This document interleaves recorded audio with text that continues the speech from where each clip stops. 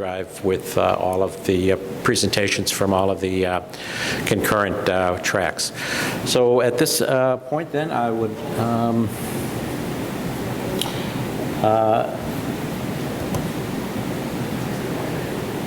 okay, I would like to then introduce our third and final plenary, and it is the introduction is for the Russian Federation for Engineering Pedagogy, and I would like to introduce you to come up, and all of your presenters can come up on the dais, and if you could please introduce everyone individually.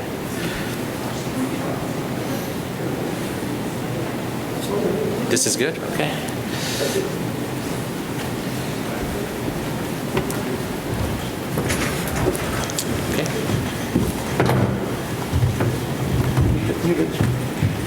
Dear friends and colleagues, thank you for the opportunity for giving a plenary session at the International Forum of ASEE this year. And this plenary session is presented today by the Russian Foundation of Engineering Pedagogy. That is an organization founded by the Russian Association of Engineering Universities and Russian Foundation of Technical Universities. These two organizations unite all the engineering universities in Russia.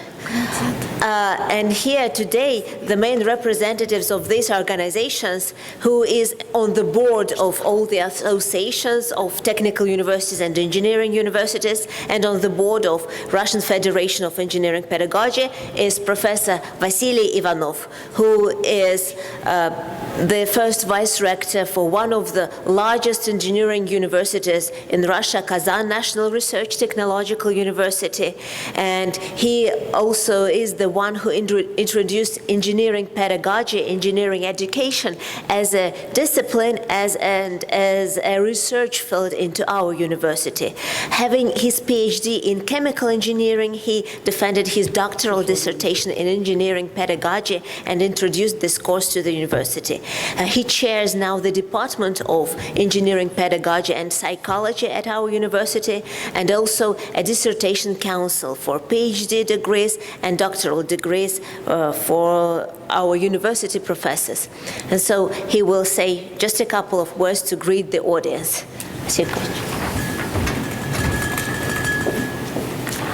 Уважаемые коллеги, я очень коротко. Dear colleagues, I will be very short.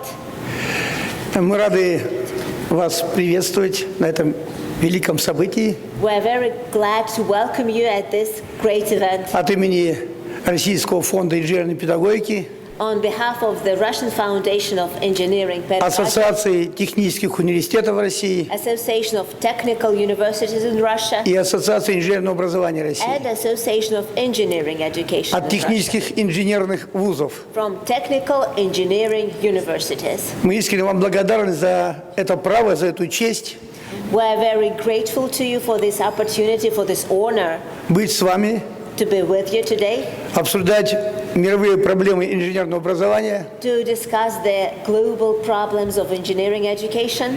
Мы 5-й год присутствуем на конференциях Американского общества по инженерному образованию. It's been our 5th year that we attend and participate in ASEE International Forum and Conference. И в России появляется все больше и больше ученых, которые стремятся на этот форум. And in Russia we have more and more scientists who want to attend this forum. Это хорошее объединение, хорошее взаимодействие, которое нацелено на будущее. This is a wonderful bridge for all the challenges and for our interaction in the future. К большому сожалению, не все авторы сегодня смогли приехать. Unfortunately, not all of the authors had an opportunity to come today. Но будут предоставлены все 5 заявленных докладов. But we will give all the reports which were first given. Мы постараемся рассказать в целом о российском инженерном образовании, We will try to give you a general picture of Russian engineering education, о нашем взаимодействии с инженерными вузами, значит, и Америки, и Европы, including our interactions with international engineering universities of the US and Europe. О наших ведущих инженерных вузах We will tell you about our leading engineering и, universities конечно, проблемы, которые существуют. and the challenges which we face. Удачной нам всем работы. I wish all of us good, successful work, Еще раз огромное спасибо. and thank you very much once again.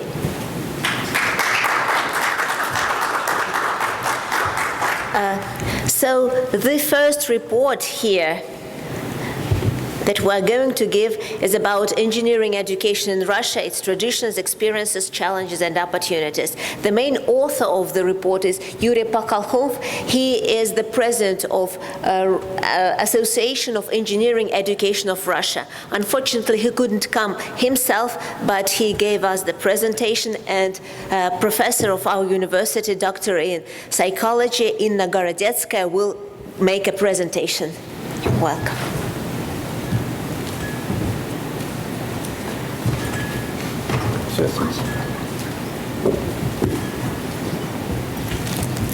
Good afternoon. Good afternoon, dear colleagues. I'm also very happy to be here to present you an overall picture. I'll try to do this. Of our engineering education in our country, in Russia, and then my colleagues will go in depth and tell you about some specific aspects of this general picture. As you see, there were four main authors of this paper. Julia had presented the main one, Mr. Yuri Pakalhov. The second one was Vyacheslav Prihodko. He is the rector of the Moscow Automobile and Road Construction State Technical University, known as MADI. Also, Professor Vasily Ivanov, who is the first vice rector of the Kazan National Research Technological University, and me, professor in social psychology. It may be strange that a social psychologist is speaking also about engineering education, but in our country, it is also one of the trends. We try to merge, to combine social humanities, social sciences, and engineering to make the education, engineering education, more comprehensive and more close to the society, to the community. As speaking about Russian engineering education, we are proud to say that it has a long history. It dates back from it has about 300 years of its history, and I cannot ignore the first great engineer of Russia, our Tsar, our king, Peter I. You can see him on the picture, the first picture. He was not only a monarch, a king, but he was a great engineer. And he did much for our mathematics and navy engineering.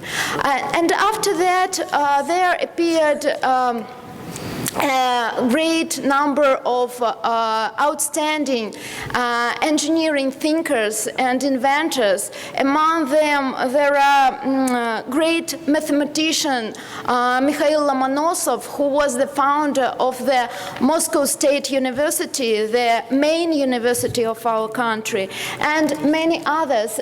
We can see that among the outstanding engineers, there are, of course, people from the 20th century, when the country, Russia and Soviet Union, one part of its history, it was Soviet Union, was engaged in a great engineering movement, and we can see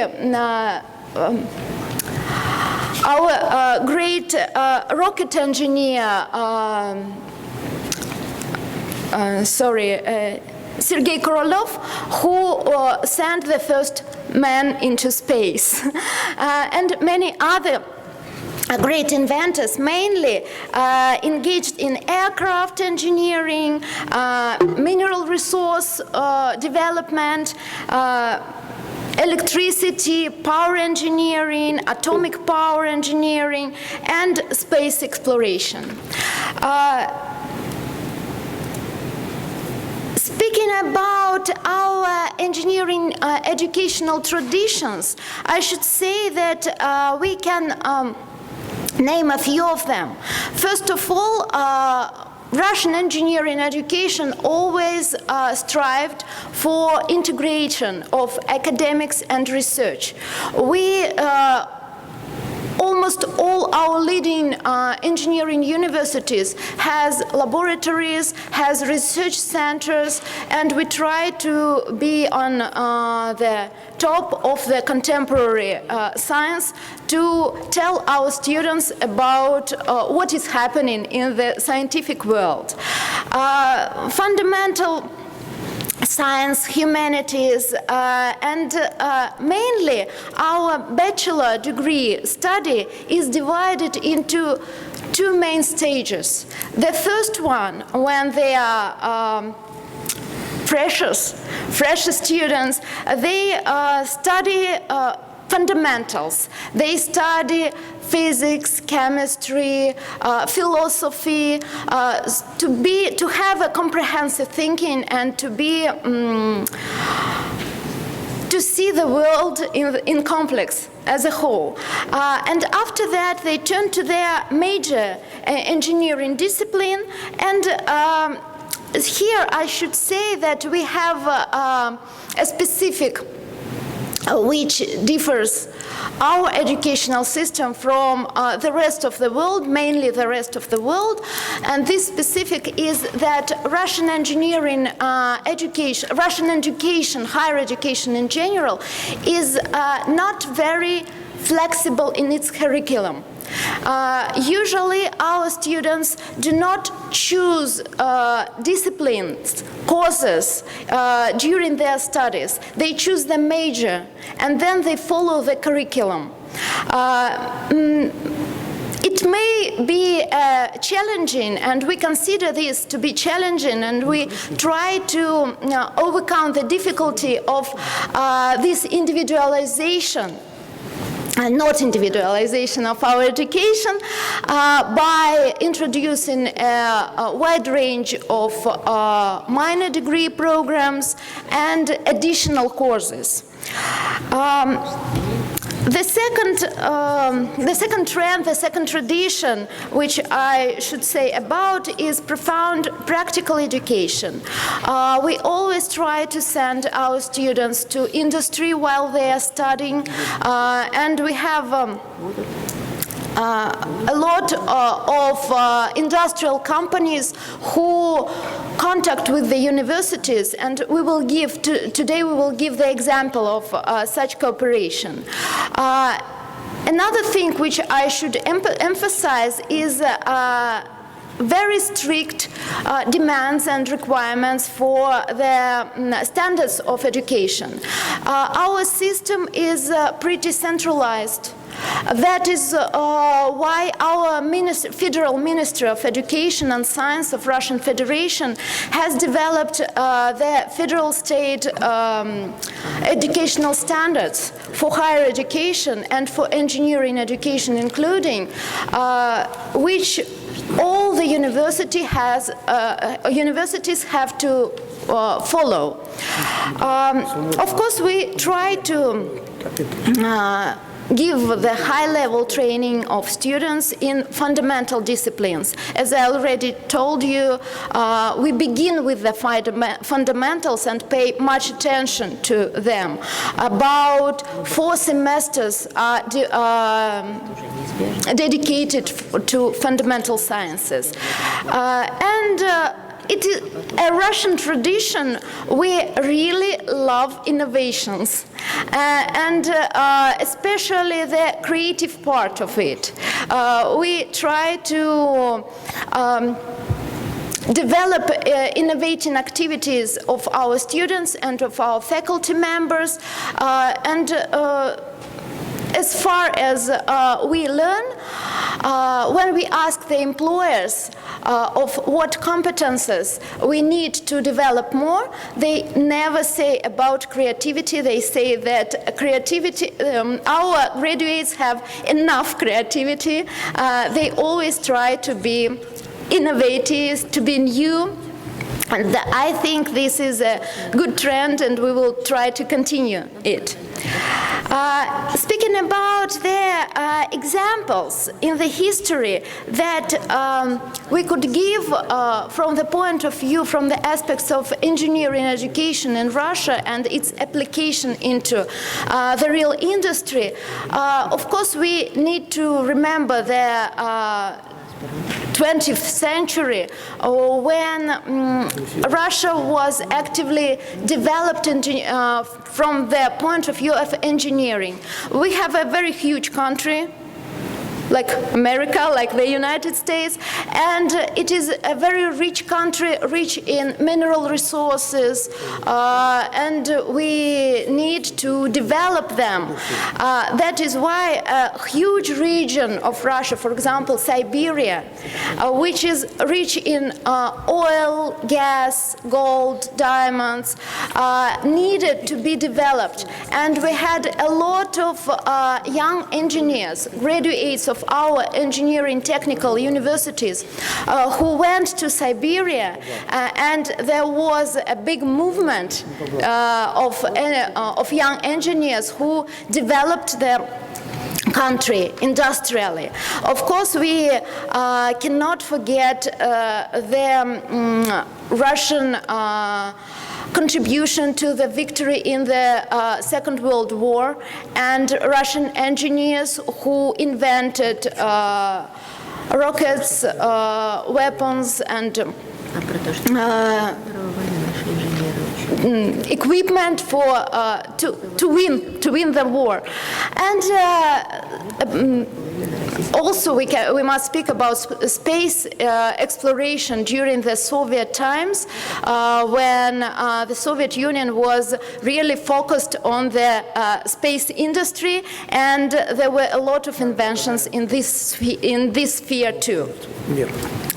Nowadays, our engineering education is very much focused, oriented on the sustainable development of the nation, the country, and of course we are trying to think globally, because it is impossible to try to develop one country and not to think of this country as part of the whole. That is why we follow the European Commission and Sustainable Development Strategy that says about development for everyone now and for the future generations. Of course, we all together must think about it, about our future, about people who will come to this beautiful blue planet and develop it in the future. We think that it should be a part of our philosophy, a part of our mentality, to be careful, to be environmentally thinking, to be ethical while we are doing our engineering development. Today we of course, the whole world is meeting great challenges in engineering education, in the whole process, but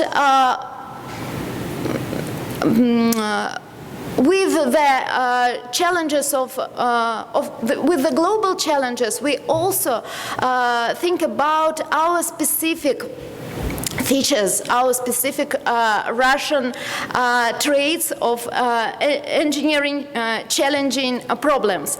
But I should say that we try to use the technologies and models of the contemporary engineering education, and among them I should enumerate the following.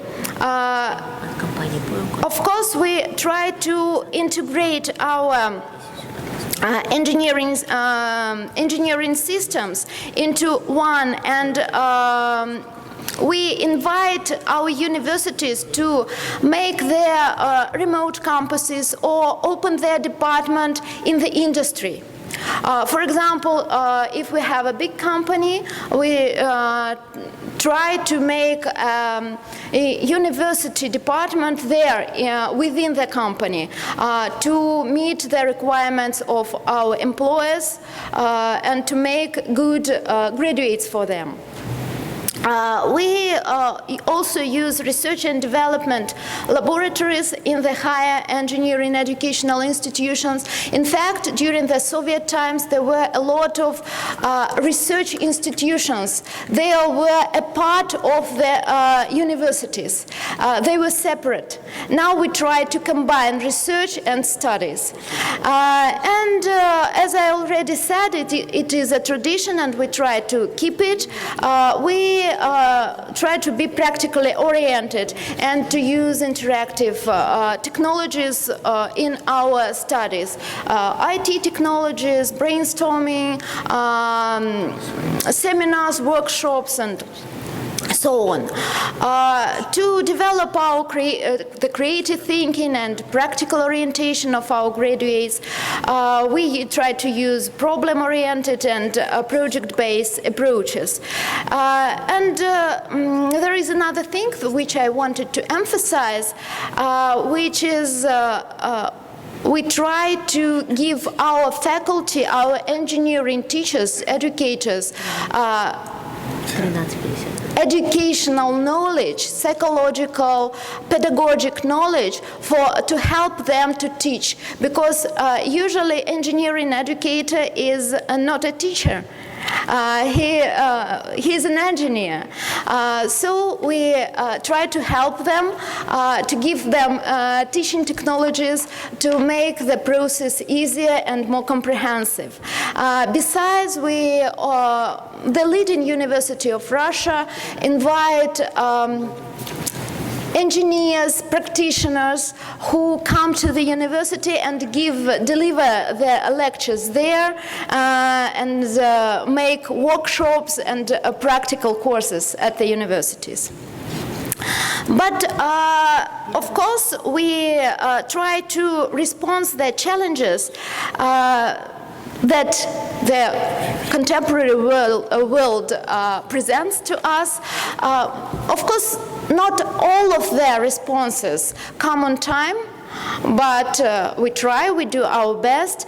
And one of their association, which is doing much efforts, taking much efforts to be on time with these responses, is our Association for Engineering Education. And here you can see its president, Mr. Yuri Pokholkov, this association is an all-Russian public organization with the main objective to promote the development of engineering education in Russia. What they are engaged in, they do a lot of comprehensive researches in engineering education. They monitor their quality. They work on quality assurance in the sphere of engineering education. And besides, they carry out a lot of seminars and conferences, regional conferences, all Russian conferences and international events to follow them challenges and to develop the engineering education in Russia. Speaking about the problems, the challenging issues, of course, we need to think globally, and these issues are pretty much the same as in Europe and in other countries. A lot of researchers now tell us about massification of engineering education, that it is more and more people come to study, but unfortunately sometimes the quality of education falls down when the education becomes massive. Speaking about globalization and international view on the engineering education, we should say that here Russian engineering education meets some problem zones connecting with language fluency, because Russian is very much different from English, and not many of our students can speak English fluently. This is a problem, and we will talk about it. And besides, I must say that in many conferences, international conferences today, people speak about the problem of women in the engineering education, inviting women into engineering. I should say that Russian specific is that we don't have these problems. We have a lot of women in engineering, almost 50%. And in some engineering faculties, we even have more girls than boys. It is sometimes it seems surprising, but I think it is. We think it is one of our traditions. Women are very active, and technically they are active too. Speaking about the contradictions, we wanted to emphasize that the main contradictory point is that the quality of engineering education doesn't often meet the requirements of the employers. Maybe this is because of that not flexible character of our engineering trajectory. Sometimes our graduates, when they come to industry, they need a long period of work adaptation. And this is our main problem zone, our main challenge. We are trying to overcome it. And what we are doing in this sphere you will also know about it today from my colleagues' presentations. Of course, a lot of engineering educators, rectors, and associations think about the improvement of the Russian system of engineering education. Mainly, the Association for Engineering Education in Russia and the Russian Rector Union that includes the rectors of the leading engineering university of our country, had made a few proposals in this sphere, but unfortunately there is no unified strategy by now what to do.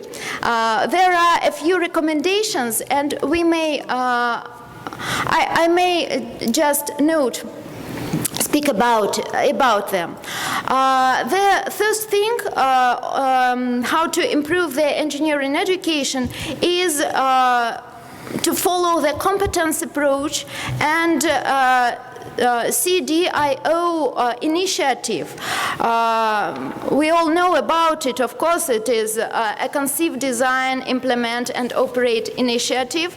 By now, by this year, 13 Russian leading innovating universities had entered this program. But it is still a very little amount for such a huge country, and we still have some minor universities who encounter problems with introducing this concept. Of course, thinking globally and thinking about the process of globalization and going internationally, our universities need to acquire international recognitions of the degrees that we give, and there are a few national agencies that give such accreditation, and some public public centers. And as you can see from the picture, the number of accredited programs and accredited universities is growing, but still we have something to achieve. Because, well, the whole amount of the universities accredited internationally by the Association for Engineering Education in Russia is 316. 316 engineering programs and 54 universities all over Russia. We have much more universities, and we have a lot of work to do in the future.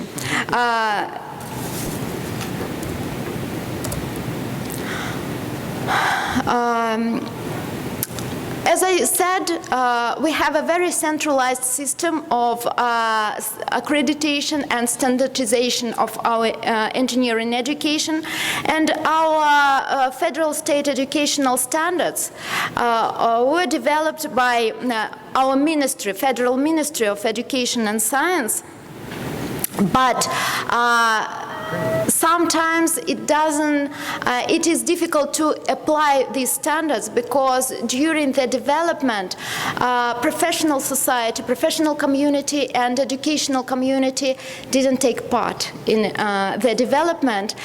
So in the next generation of standards, the Ministry of Education invited a lot of representatives from industry and from academia. We strive to close a collaboration with, between industry and educational institutions. As an example of such collaboration, I may speak about the cluster system. Cluster is an association of industrial enterprises, educational institutions, and administration, municipal administration, state administration, who all together combine the efforts to give a comprehensive research, development, and educational impact on the industrial development of the country. For example, the university that I came from, Kazan National Research Technological University, is situated in an oil processing region. And we have a lot of petrochemical enterprises who need our graduates, who need people with innovational thinking in their structure. That is why we combined our administration, combined our university with a few leading enterprises and companies of our regions engaged in the oil processing and gas processing industry, and we made a cluster called Kama Territory Innovational Cluster. You can see the picture of one part of it, and there will be a special session devoted to the integration, where I will make a report about that cluster, so I will not take your time now. Speaking about globalization, again, I should say that, of course, we need to develop our foreign language skills of the faculty and of the students, and we do much in this sphere. Yes. Speaking about the development of our faculty and our staff, I need to say that leading Russian technical universities do much in cooperation with EGIP, the International Organization for Engineering Pedagogy, and we have 14 accredited centers for engineering pedagogy in Russia, and carried out several conferences. Now I will give the word to my colleagues who will go in depth, and this was an overall view on our engineering education, and now some specifics. Thank you very much. The second report will be presented by General Secretary of Russian Monitoring Committee IGIP, International Society of Engineering Education, and Professor of Moscow Automobile and Road Construction University, Alexander Solovyov.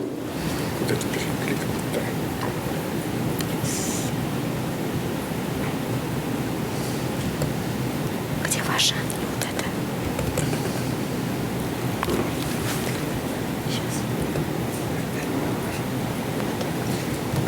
Все, теперь просто вот здесь нажимаете. Нужно стрелочка. Слайд вот здесь. Good afternoon. First of all, I want to ask you, please raise your hands who knows what is IGIP acronym means. Oh, only 2 persons. More, half of you. So IGIP means Internationale Gesellschaft für Ingenieurpädagogik. It's German words. Now it is International Society for Engineering Education. It was founded in 1972 in Austria, and it's a great importance for our engineering education. It's, you have heard a broad point of view on our engineering education, and I shall tell you a small part of this, of our activity, cooperation with IGIP. Why it is important for us? 20 years ago, in 1995, the first author of this speech, Prihodko, joined this society, and I think it was first step of internalization of our education, because before, you know, Iron Curtain, and at this time Iron Curtain fell, so it was a step towards cooperation.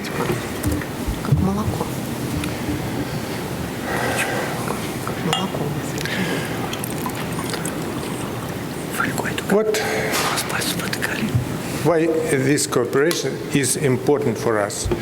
Because, you know, always cooperation and, of course, international cooperation is very important. So, now country joined the Bolognian Declaration, and we, as all the European countries, are building European higher education area. Somebody thinks that it is already built. It is, I am sure, it is not built yet. It will be. It is constructing now. Many problems have many countries, and the cooperation with the society IGIP helps us to attend conferences, to change opinions with other countries, and we see that many problems are the same in all the countries, and specifics of each country we must take into account. As it was already told, 14 centers of engineering pedagogy are organized in our country, and below you will see the geographical position of these centers. It's very interesting, I think, for you. And as you see, 35 centers are in the world now, and 14 of them are in our country. It shows an active position of our engineering pedagogy in cooperation with this society. This society, when it was founded, it was the idea of the founder of this society was the follows. Pedagogy and psychology must be joined with engineering, and it will be engineering pedagogy. So special centers of engineering pedagogy, it is called another name, training centers, EGIP training centers, were organized in many countries. A standard curriculum was elaborated. Now it was re-evaluated a few times. Of course, it's very, I think it's progressive curriculum because it's have a modular system. It includes many modules, psychology, and pedagogic, and so on, laboratory works, so on. So after graduating this program, this curriculum, engineering teacher may be accredited as international engineering educator, and society holds a special register of such teachers. As you see, about 400 teachers from Russia are already accredited. It's an interesting slide, I think, because it shows where are situated centers of engineering pedagogy. You see the map of our country, and red balls show the disposition of these centers.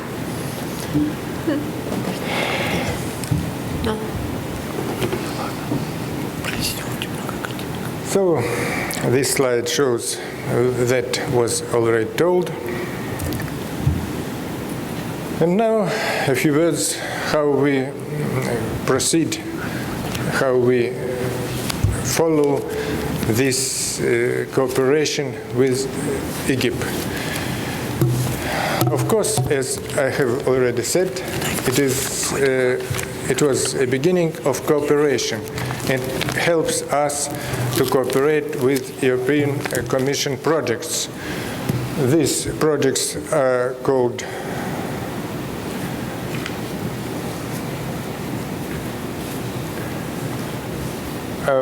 you can see 5 names of these projects. I shall not call them. I think that my time is whole. Yes, isn't it? Thank you. So I go to conclusions.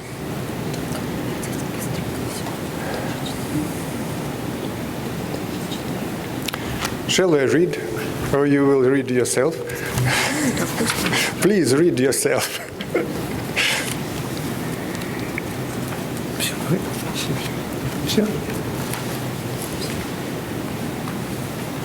Because my time is over, so I shorten my speech. Thank you for your attention.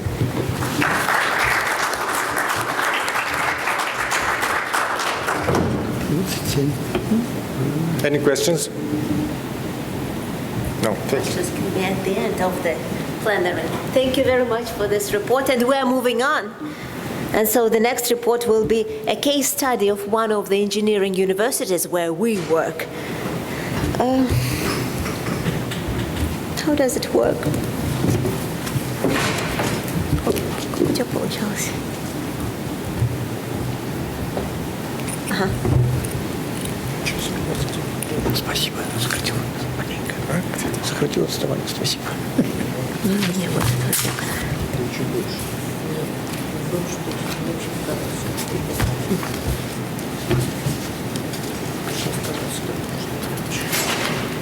Okay, so dear ladies and gentlemen, we are moving on to a case study of one of the leading Russian technical universities, technological universities, that is Kazan National Research Technological University. And the topic of the report is engineering faculty professional development or training the trainers at Russian engineering universities. First, I will start with saying several words about our university and then move on to the system for professional development of engineering educators in our country.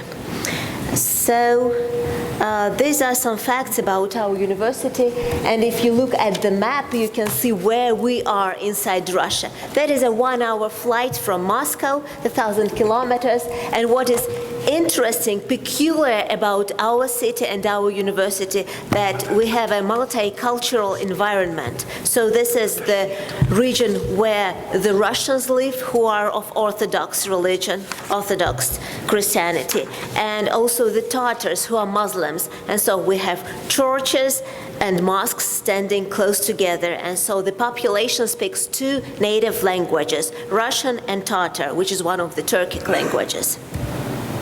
As a university, we have 5 priorities. They are all in engineering, like chemistry, technology, polymers, high-energy materials, nanomaterials, hydrocarbon resources, and energy and resource-saving technologies.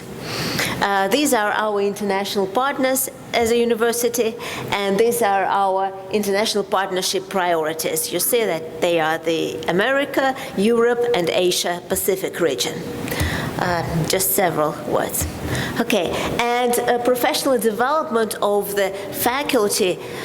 Faculty can go through professional development programs at special structural subdivisions of the university. At our university, that is Institute of Additional Professional Education, as we call it. And the director of that institute is Professor Vasily Ivanov, who is here today. And so what is an engineering university faculty member in Russia? Usually this is an engineer who has had his bachelor's degree, master's degree, then maybe a PhD degree, and he starts teaching at an engineering department. And as a rule, he has no pedagogical training. What can be done here? In Russia, there are special structures for professional development of faculty, and there is a rule, a law, according to which every 3 years, every faculty member has to go through professional development program. It can be the minimum of 72 hours or over 500 hours. That is the length of the program. And for this purpose, almost all engineering universities have the so-called faculties or departments of professional development and centers for training and professional development here. And what we have are 72 hours at home university, or you can go to another Russian university for a 72-hour program that is 2 weeks. As a national research university, we had an opportunity in the previous 5 years to send our faculty to other countries to go through professional development there at the leading engineering centers. And also some of the faculty who want to work in engineering pedagogy, engineering education as a research discipline, they undergo programs of professional development over 500 hours. And after that, they receive a special degree of an engineering educator. Just the best practice of our university, that we have a center for training and professional development in all the region where our university is, and faculty from other universities come to us to take these programs. Just these are some examples of professional development programs. So every 3 years you cannot go attend the same program, so they should be a little different. So we have innovative technologies in higher education, we have education quality assurance, we have program of facing global challenges and self-controlled education, and so on. ASEE Pedagogy, we are one of the centers that Professor Solovyov was speaking about. So we do these professional development programs. And in the last year, we had 23 professors who received this diploma of European engineering educator. These are the examples of what courses our faculty have during their professional training programs, like state policy in education, modern legislation, technological approaches, education technologies, and so on. Another example of ASEE curriculum, it is 240 hours. So that's what our faculty can learn, like psychology, sociology, engineering, ethics, and a long-lasting program for us, where over 500 hours. 527 hours. Another point is dissertations and thesis. The system in Russia is a little different from that in the US, where a university can grant a PhD degree, right, to a professor. In our country, it is the Ministry of Education that grants a PhD degree. And for this purpose, a university has to have a dissertation council. And at our university, we do have this council in engineering pedagogy.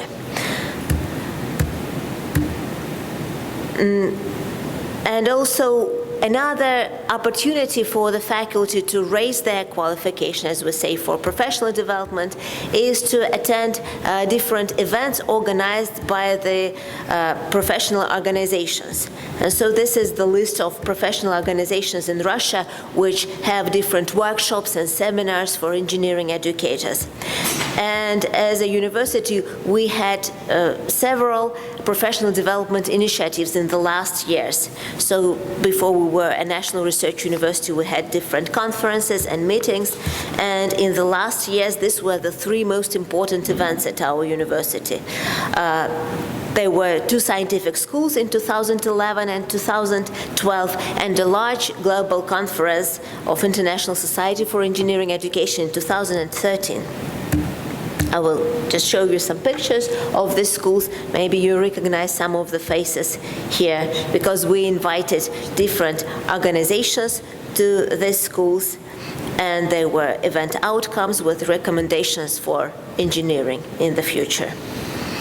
So this was our last conference in 2013, which gathered different international engineering education societies and universities. That was a triple event. That was the 42nd International Conference for International Society for Engineering Education.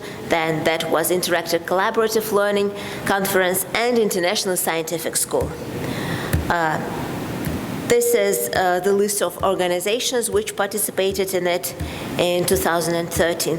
And that was a really good experience for our faculty to attend the conference, to attend the workshops, to have international contacts in exchange, which was really important for the future. So these were the universities which participated in the event also. And what we had was 4 plenary sessions, an annual EGIP meeting, award session, and 51 full paper and poster sessions. And overall, we had around 500 participants from 44 countries. So these are some of the international reporters. And another important event which we have at our university is Training the Trainer workshops, which take place every month. And so we invite people from industry to give presentations and workshops, and the leading faculty discussing the problems in engineering education and how they can be solved so as to help the industry. So I think that is the main idea of the report, that the engineering faculty go through professional development programs every 3 years, and there are different 72 hours up to 500 hours programs. And also another option for professional development is attending different events and conferences, and we hold many of them. Thank you very much for your time, and we're moving to the next report of also related to our university. I was speaking about professional development for faculty, and Svetlana Barabanova will speak about Training the Trainer programs, professional development for industry representatives. Svetlana Barabanova is a Doctor of Science in legal sciences. She is a doctor, and she is the Deputy Director for our Institute of Additional Professional Education.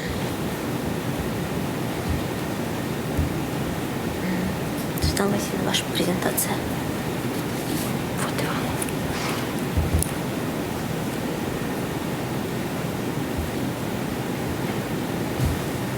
И стрелочкой переключайте, здесь все время второй слайд, следующий.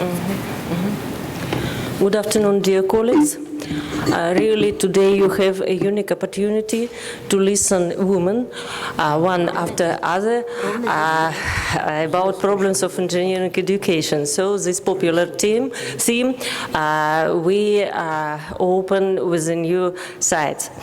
No one from us graduated from engineering university, only special course on engineering pedagogy, but all our professional activity and our scientific interests now are strong connected with engineering education.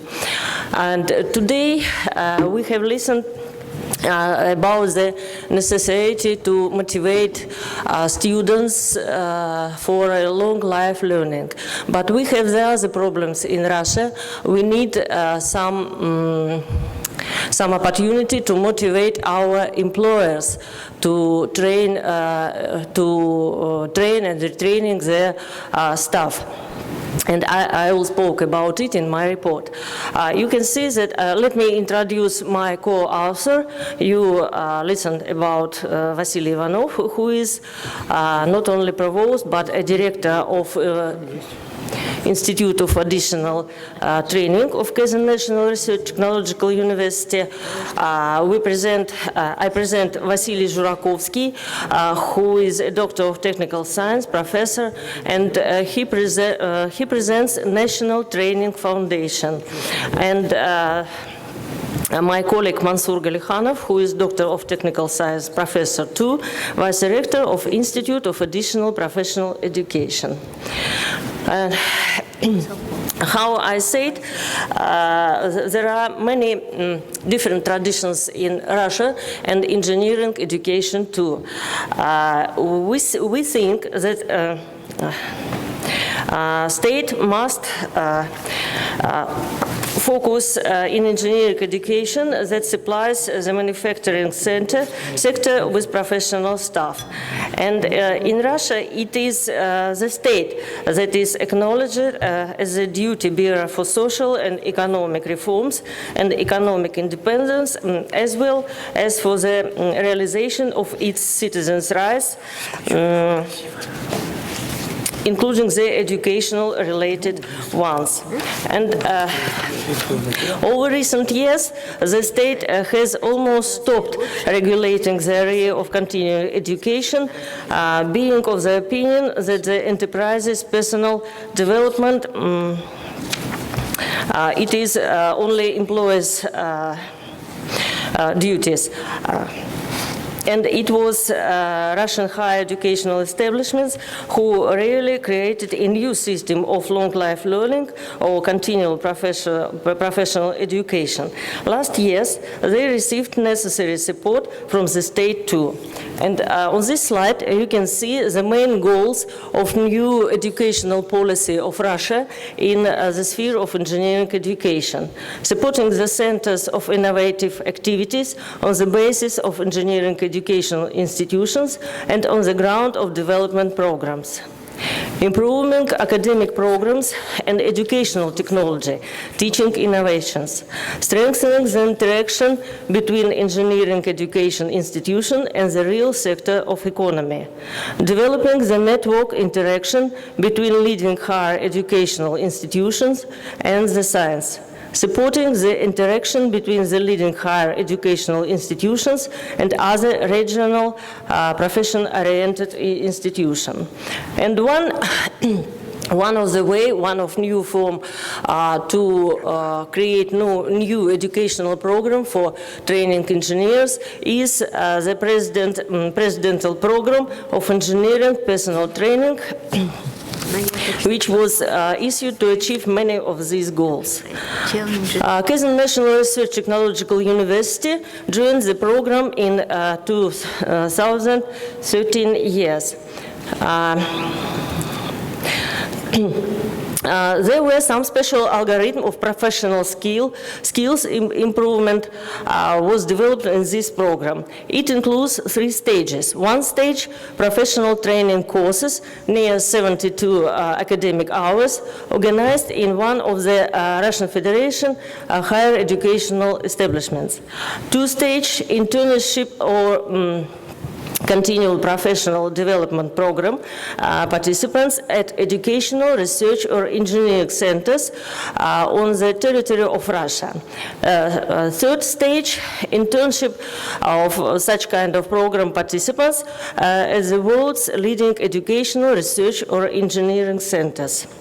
As a result, key takeaways of the presidential program of engineering personnel training became: over 3 years, 122 educational institutions have participated in this program, which submitted more than 500 training programs.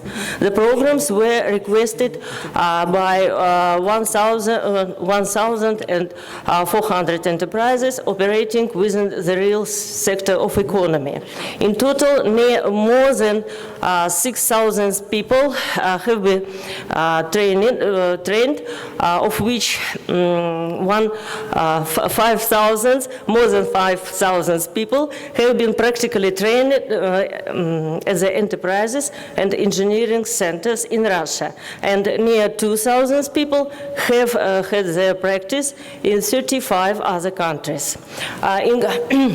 You can see rubles, but I can translate it into dollars. Near $11 million were spent, and near $8 million were raised as co-investments in the program's activity from enterprises.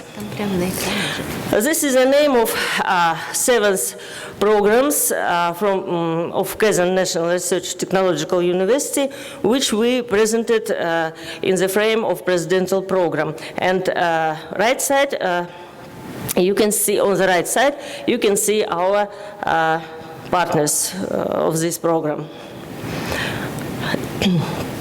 Practical training at well-known Russian educational, research, and engineering companies, as you can see their name on this slide. And the main, we think that one of the main results of this program is a growing qualification, growing skills of our teachers, because universities teachers were including in groups visiting the Russia's and world's enterprises for practical training within the program. You can see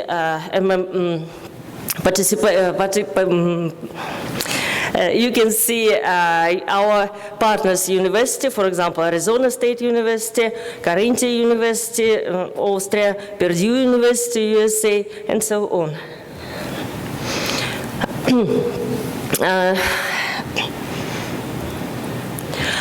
The other way of development of innovation in system of training, engineering training in Kazan National Research Technological University is a system of cluster. And on this picture you can see our cluster members, industrial enterprises, education, science, innovation centers, infrastructure, government, and coordinating organization.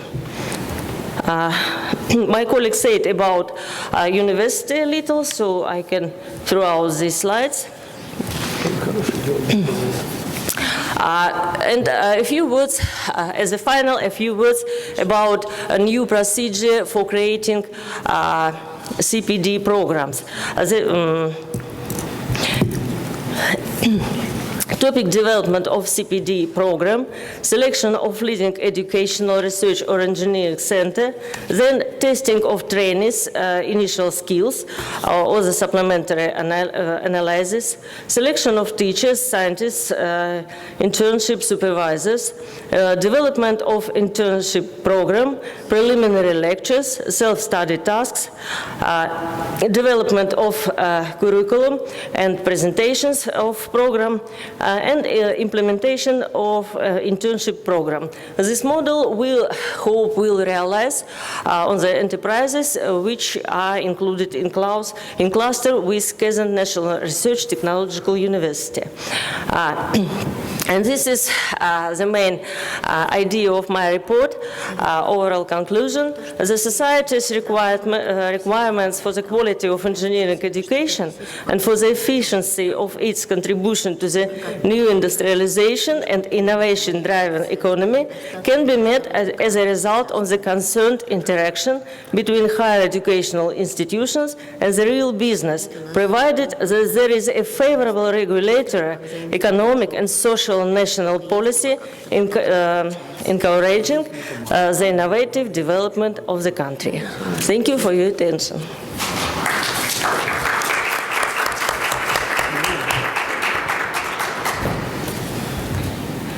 Any questions or discussion? Thank you. And at the end of our plenary session, I will give a short report on professional growth of engineers in multicultural environments. I don't know how to deal with this. In is good. Yeah. Psychologists like to do this. А ее надо просто широко. Вот это вот моя. Спасибо, пожалуйста. So, you are surprised to see me here again. But the first report I gave on behalf of the president of our university, speaking about it. This will be my report about the multicultural environment that the engineer has to work in today. And that is from the perspective of Russia. In fact, most of the problems and challenges, I think, are the same for the whole world. But there are some details which may differ from region to region. And so, as we all say today, that it is a globalized world and specialists are recruited from different countries to the global transnational companies where they work. And here they have a difference of cultures. On the one hand, that is a barrier because sometimes it's difficult to deal with people who have different views. But on the other hand, that can be a very good benefit because people with different views on the subjects can invent something new. That is where innovations come from. And so the global agenda today, during the first plenaries and during our lunch presentation, the speakers also presented the global agenda and the global challenges, and I'm very glad that they are almost similar for all the countries, so I don't think that there is something new in this list. And the challenges can be categorized differently, so that is the way I propose to group the challenges as healthcare, safety and resources and their scarcity. And almost all these challenges can be solved only thanks to engineers and engineering universities. And what are the building blocks for engineering today? Again, in modern civilization, and what the universities can contribute to the growth of civilization today. That is process safety, education, research, energy, water, food, health and welfare, economic impact, social impact, and that is all about engineering. And so today universities can participate in these engineering activities, and very often the task of the universities is to fill the commercialization gap between the research done at universities and the research implemented at industry. In fact, the US universities are very good at doing it, while the Russian universities are just striving and trying, and we hope that we will work here. And then our graduates are employed now very often in transnational engineering companies, and their further professional growth goes through their movement within the company, but they can move to different continents, and they need that multicultural competences. So these were all the global challenges and the global things. But now I will speak a little about the gaps for engineers to be bridged from the perspective of Russia, our country. So I think the first and most important gap is between the social demand for international competitive engineers and the faculty at universities who are not ready for intercultural communication. Unfortunately, and maybe you heard it already and you saw it today, that many of our engineering faculty lack the knowledge of foreign languages, and that is, I think, is the main barrier on the one hand, and on the other hand, they're just not ready for intercultural communication. And then we as a country also need international recognition of all the activities that we are doing. But at the same time, we are very lowly presented. There is a very low presence of our engineers in the international market. We do not take part in many international grants, and unfortunately most of the publications of the Russian engineers and engineering educators are in the Russian language, in the Russian journals. So now we're trying to expand that and to publish in English and to participate in international conferences. And another gap is the demand for development of international programs and a number of barriers faced by faculty and universities when we just cannot develop international programs, and the distance is too far and there are a lot of bureaucracy, and so that is the step we are taking now. Also, there is a great demand for expanding the international presence of the university and the real positions in the international rankings. And so here again, publications is a very important thing, and then the graduates and their opinion on the universities, and that's what we are working now, working with different ranking agencies trying to enter those rankings. The gap between demand for international integration of education, research, and industry, and absence of these mechanisms. As a university, we are very well integrated into the Russian industry, but we still do not know how to enter the international industry, how, say, to work with Boeing company, as today's report was very good on how you work with universities, but how can we as a Russian university enter that collaboration? And also there is a gap between the demand for international rules in our Russian education and the absence of mechanisms for this, for implementation of them. And also two more gaps between the necessary analysis of historical background and present situation here.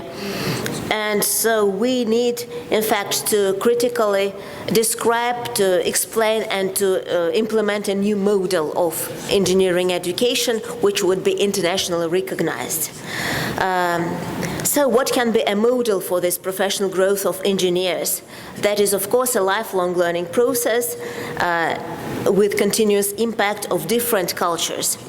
And where is the multicultural environment for a modern engineer? It's everywhere. It's in the learning process, in the bachelor's, master's, PhD degrees, and in professional retraining courses. Also, when an engineer is already in the industry, he can get multicultural experience by changing workplaces, while at the university he can change the universities. And we give our university and our place as a good example of multiculturalism, where the students can be exposed both to the Russian culture and Tatar culture, and that can be good to be scaled. This experience can be scaled up to the international level. What's that? Saying that we have to finish. And so we're almost finished. And so in Russia today we have 29 national research universities, which can be the centers of international partnership. And we hope that with this partnership with industry, we can get to that and prepare new internationally competitive engineers. So if we want to make the world better, we can do it with engineers. Thank you very much to all of you for the attention. And as a group, we are ready to answer if there are any questions to the plenary.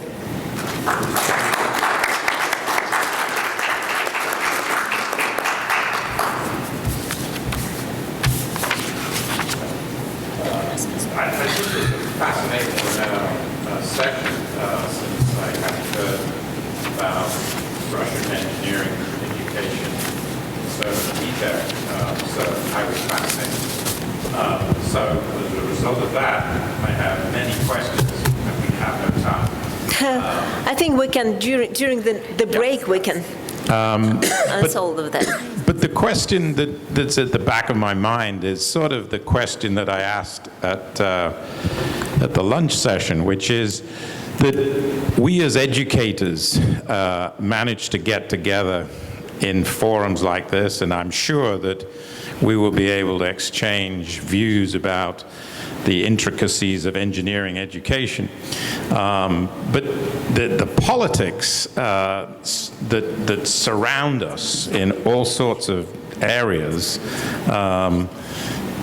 do seem to sort of get in the way. So, I mean, I'm sort of fascinated by the fact that you coolly make this terrific presentation. I'm really glad that you turned up. I mean, it's fascinating. But on the other hand, we all know that the global politics looms above us. How does that affect you at home thinking about international engineering education? Do you understand the question? Yeah, I do.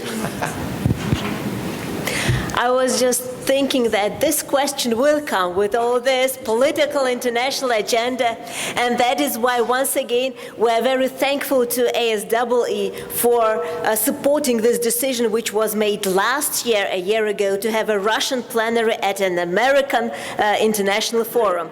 So, and Юля, добавь, пожалуйста, что последние политические решения мировые только помогают России создавать вновь, возвращать свою науку, свои достижения, не закупать технологии, а создавать технологии. Это нашим ученым, преподавателям, вузам хорошая поддержка на уровне государства и мира.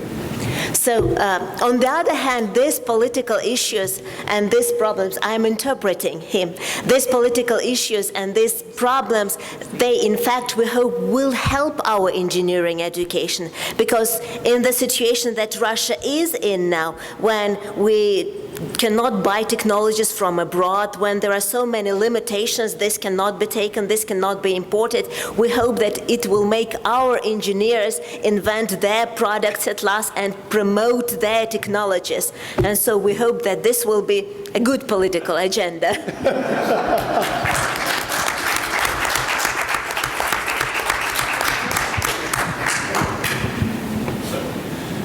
Okay, tough question to follow.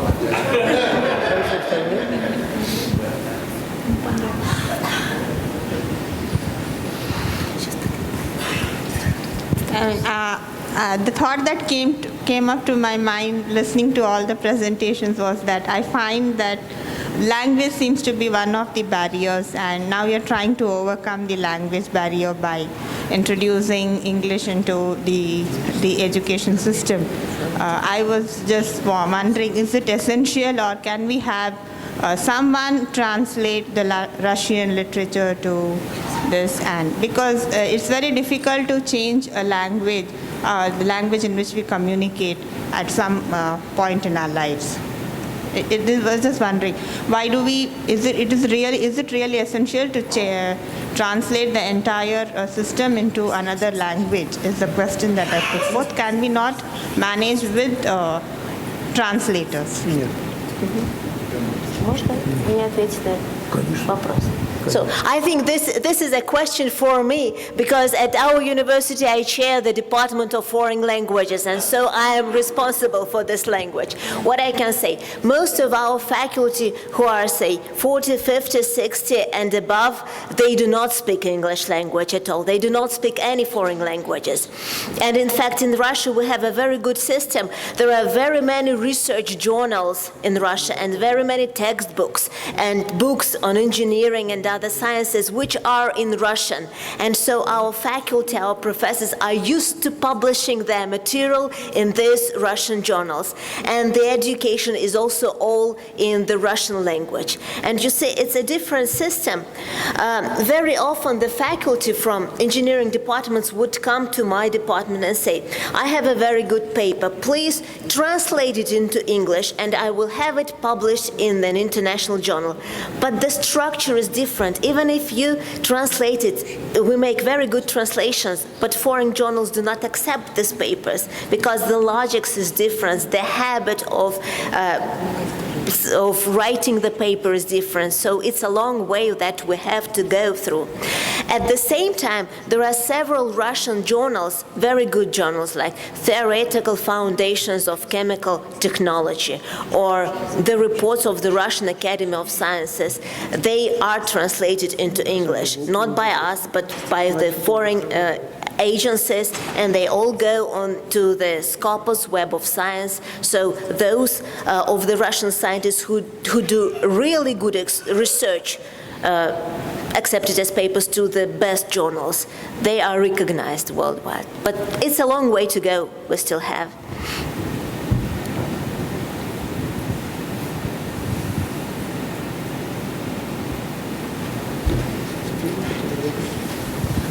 Thank you very much for your presentation. I noticed also that you have still problems with cooperating with industry, and I noticed that it has been said that they are not cooperating, they are not participating in education of engineers. I have heard from you before, but I'm very much surprised because actually your university is the middle of a very technological area with a lot of industry. So they are very much dependent on the graduates they get from your university and other university.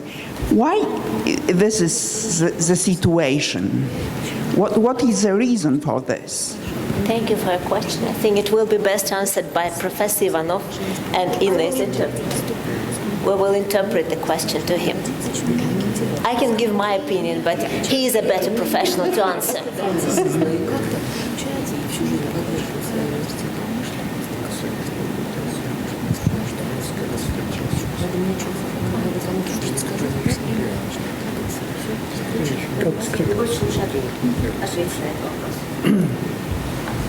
Я сегодня до этого пленарного заседания высказал слова глубочайшего уважения компании Boeing. Today, before this plenary session, I expressed my gratitude to the Boeing company. И сказал, что это один из самых ярких примеров, I said that this is one of the brightest examples когда ведущие бизнес-компании мира when a leading business company of the world организуют наши форумы, organizes our forums преподавателей, ученых. for faculty, for researchers. И я этот пример себя везде привожу. And I always give this example everywhere. Мы 5 лет участвуем в форуме, конференции. We've participated in the conference and in the forum during the last 5 years. К сожалению, большому, я уже частично отвечая на вопрос, сказал, что последние годы, десятилетия стало модным взаимствовать готовый продукт.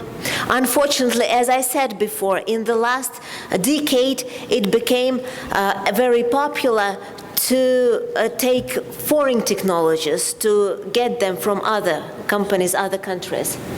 Современные российские капиталисты Modern Russian capitalists, businessmen, чаще идут на закупку готовой технологии, готового изделия. very often want to buy a ready-made technology or a ready-made product from abroad.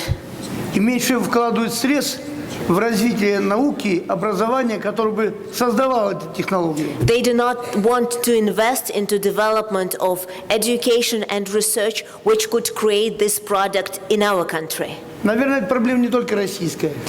Probably this is not only a Russian problem. Она, наверное, мировая, многих стран это касается. I think it concerns many countries when technologies are bought from abroad. Глубоко убежден, что это временно.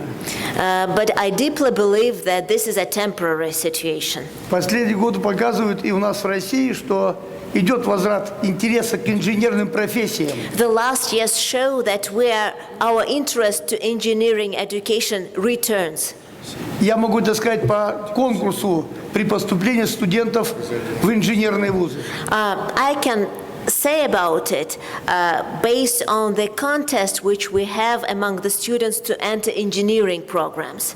Раньше, в начале Горбачевской перестройки, At the beginning of perestroika, that is 1990s, все папы и мамы, all parents, mothers and fathers, как правило, as a rule, отдавали своих детей на специальности экономика, менеджмент, управление. wanted their children to have education in management, law, economics.